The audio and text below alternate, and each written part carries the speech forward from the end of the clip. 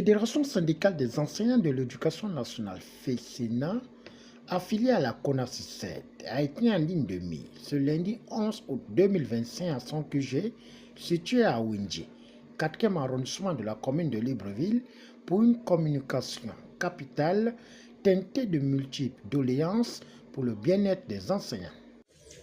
Chers camarades, chers enseignants et sympathisants, après avoir observé la transition depuis le 30 août 2023, la Fédération syndicale des enseignants de l'éducation nationale (FESENA), syndicat membre de la CONACYSED, sort ce jour pour s'adresser aux enseignants et au gouvernement de la République. Chers camarades, chers enseignants et sympathisants, notre syndicat, comme toutes les autres composantes de notre pays, a observé une trêve tacite pour permettre aux autorités, aux organes de la transition et au gouvernement d'étudier, d'analyser, de proposer et de trouver des solutions aux nombreux problèmes des fonctionnaires en général et en particulier des enseignants. Au compte de ces problèmes, on note la régulation des situations administratives, la prime d'éloignement, le projet de logement, le recrutement et la formation des enseignants, la réfection et la construction des établissements, la situation des bénévoles, mais aussi des confessionnels. Et depuis l'année scolaire 2024-2025, l'introduction de l'approche par compétences au secondaire. Il faut noter que la FESENA, en tant que défenseur des intérêts de la corporation enseignante, fait remonter ce que beaucoup d'enseignants ruminent depuis bientôt 2 ans. La FESENA est donc le porte-parole de ces derniers qui se sentent délaissés au regard des problèmes auxquels ils sont confrontés. La FESENA, qui s'est toujours battue pour l'amélioration des conditions de vie et de travail des enseignants, continuera à œuvrer pour l'équité, la justice et les droits de l'homme. Chers camarades, chers enseignants et sympathisants, si certaines revendications ont pu trouver des solutions, à l'exemple des confessionnels, des concours ENI, NS, N7, le recrutement des enseignants dans les disciplines scientifiques, il reste cependant plusieurs autres sans réponse.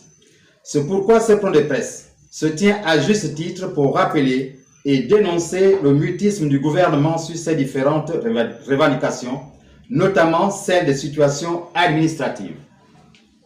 En effet, après plus de 10 ans de gel de carrière et entrant dans la nouvelle République, nous avons mis de l'espoir dans la transition en pensant que celle-ci devait donner la priorité à la régulation des situations administratives des enseignants.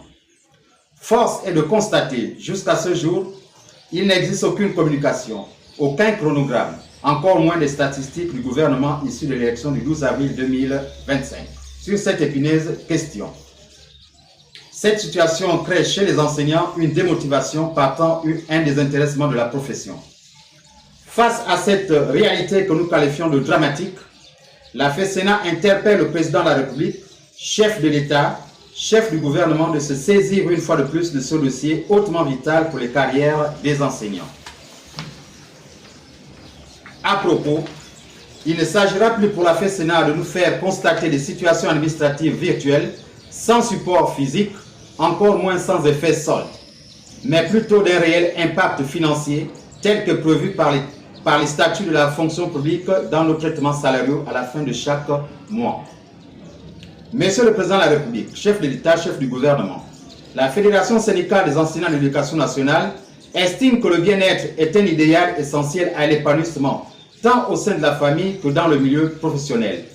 Il passe par la révalorisation des traitements de salaire prévus par les textes administratifs en vigueur dans notre pays. Ainsi, la FESENA exhorte le gouvernement de la République à se pencher sur ces dossiers durant la période de congés scolaires pour préparer une année académique apaisée, sans interruption et sans grogne. Par ailleurs, introduit depuis près de 20 ans, d'abord au cycle primaire, puis au secondaire depuis l'année scolaire 2024-2025, l'approche par compétences siglée APC, telle que vécue en expérimentation durant cette période dans les niveaux de 6e et de 5e, pose problème dans sa phase de lancement précipitée par le ministère de l'Éducation nationale, de l'enseignement technique et professionnel chargé de la formation civique. L'effet de cette précipitation présente des manquements graves pour une approche censée transformer le devenir de la jeunesse gabonaise. Ces manquements se sont fait observer par le manque de débat sur cette approche, car l'école appartient aussi à la communauté, l'insuffisance de communication aux apprenants et aux parents, encore plus grave, le manque de matériel didactique et pédagogique.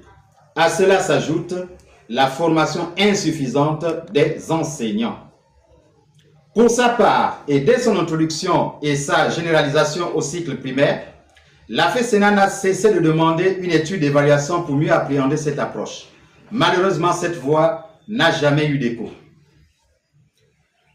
De plus, si l'approche par compétences APC est la clé pouvant répondre aux exigences d'une école de qualité, d'un développement socio-culturel et économique, le système éducatif gabonais devrait d'abord subir des changements profonds qui toucheraient principalement les programmes et les manuels scolaires adaptés à notre milieu social, culturel, économique et historique. Ainsi, la mise en œuvre de cette approche est conditionnée par plusieurs facteurs pour garantir son efficacité. On peut citer entre autres des effectifs réduits à 35 par classe selon les textes en vigueur, des enseignants bien formés, des structures adaptées, du matériel pédagogique et didactique, pour ne citer que cela. Au regard des éléments susmentionnés, la FESENA suggère au ministre de l'Éducation nationale, de l'enseignement technique et professionnel chargé de la formation civique de surseoir sa généralisation dans les autres niveaux du premier cycle à la rentrée prochaine, afin d'analyser les limites de sa phase de lancement. Chers camarades, chers enseignants et sympathisants, au vu de ce qui précède, l'enseignant mérite considération et respect, parce qu'une société ne se construit pas sans éducation, sans formation, parce qu'une société ne se développe pas sans élite, parce qu'une société ne peut avancer sans enseignants. L'enseignant mérite la dignité et le respect.